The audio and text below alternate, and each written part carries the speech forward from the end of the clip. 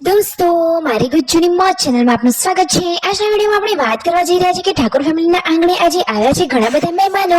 તો મહેમાનો કયા ગામથી આવ્યા છે, કેટલા બધા મહેમાનો આવ્યા છે, કોની ખબર પૂછવા માટે આવ્યા છે? દોસ્તો, મહેમાનો માટે જમવાનું તૈયાર લાવ્યા કે ઘરે બનાવ્યું, કેવું બનાવ્યું? આજે તો જેન્સીને ફરીથી દવાખાને લઈ ગયા કે પૂનમ ભાભી દવાખાને ગયા છે? જુઓ તો ખરા, હોસ્પિટલમાં ગયા છે પૂનમ ભાભી। તો દોસ્તો, શેની ટ્રીટમેન્ટ કરવાની છે અને શિલ્પા ભાભીએ આ દેશી જુગાડથી કુકરની સીટીમાં શું કર્યું, તમને કઈ ખબર છે? આ બધા જ પ્રશ્નોની માહિતી મળશે તમને મારા આ વિડીયોમાં। મારી ચેનલ ઉપર નવા હોય તો ચેનલને ફટાફટ લાઈક, શેર અને સબસ્ક્રાઇબ કરી દો।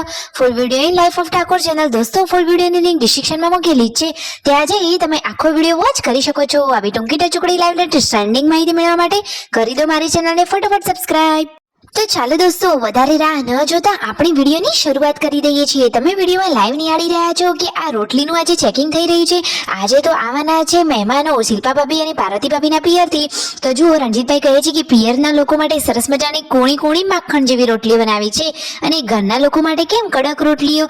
શિલ્પા ભાભી કહે છે કે અમે તો કંઈ જેવું નથી કરતા, પરંતુ ખબર નહીં આજે સરસ મજાની રોટલીઓ બનાવી રહી છે। એકદમ રૂમાલ રોટલી જેવી મુલાયમ રોટલીઓ તૈયાર થઈ રહી છે। અને જુઓ, મહેમાનો હવે આવી ગયા છે। મહેમાનો કેમ આવ્યા છે, કોને બોલાવવા આવ્યા છે? તો દોસ્તો, રાકેશભાઈ અને રણજીતભાઈના સાસરેથી મહેમાનો આવી ગયા છે, એટલે કે ગંદવાડાથી મહેમાન આવ્યા છે। તો એવો તો જેન્સુ અને વિયુની ખબર પૂછવા માટે આવ્યા હતા। તો જુઓ, મહેમાનો આવ્યા, બધા જ લોકોની આગતા સ્વાગતા કરી પછી તેમને અહીંયા બેસાડ્યા। જુઓ, પિયરના લોકોને જોઈ પાર્વતી ભાભી, શિલ્પા ભાભી, ઉષા ભાભી બધા જ લોકો ખુશ થઈ ગયા। હવે મહેમાનોને ચા પાણી કરાવ્યા અને પછી જમવાનું રેડી થઈ રહ્યું છે। તો જુઓ, જમવાનું હવે મહેમાનોને પીરસાઈ જ રહ્યું છે। સરસ મજાની થાળી તૈયાર કરી લીધી છે। અરે, ઉનાળાની સિઝન આવી ગયો છે, કેરીનો રસ, ખમણ, દાળ, ભાત, શાક, રોટલી, સરસ મજાની આ આખી ડીશ તૈયાર છે। તો બધા જ લોકો હવે જમવા માટે બેસી ગયા છે। મહેમાનોએ જમી લીધું પછી પરિવારના બધા જ લોકો હળી મળી અને સાથે જમવા માટે બેસી ગયા છે।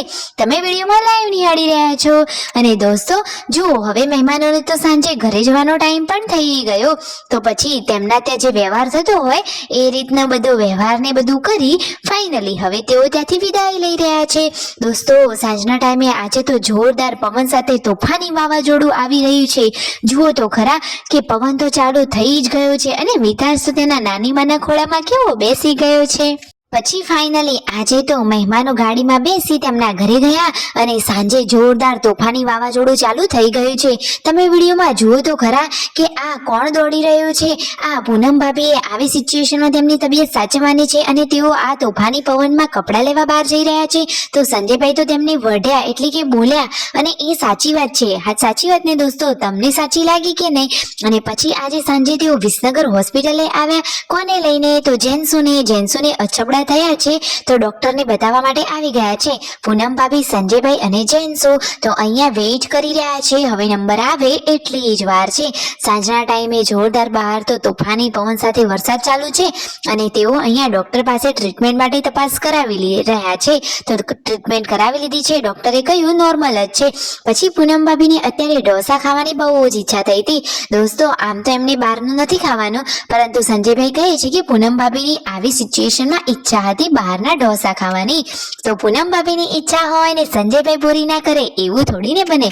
એટલા માટે આજે તેઓ વિસનગરમાં અહીંયા કૃષ્ણા કરીને જે ઢોસાની ફેમસ હોટલ છે ત્યાં ઢોસા જમવા માટે બેસી ગયા। પછી તેઓ રાત્રે મોડા ઘરે આવ્યા। ફાઇનલી બધા કુશળ મંગળ છે। તો લાઈક, શેર એન્ડ સબસ્ક્રાઇબ।